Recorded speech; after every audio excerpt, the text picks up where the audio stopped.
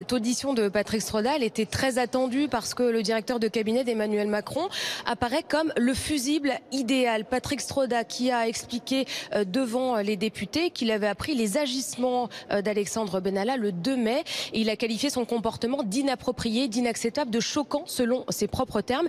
Et ce qui ressort de cette audition, c'est que Patrick Stroda assume toutes ses décisions.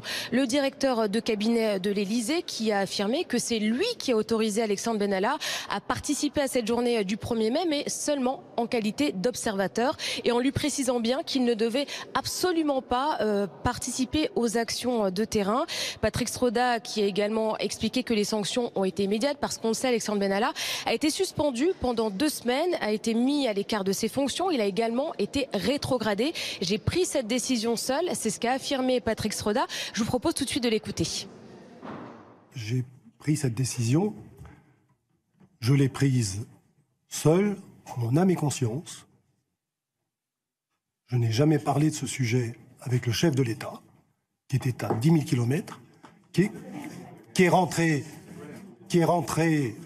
le 6 mai.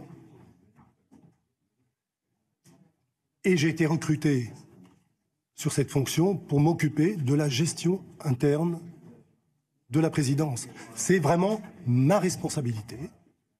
Et je l'assume.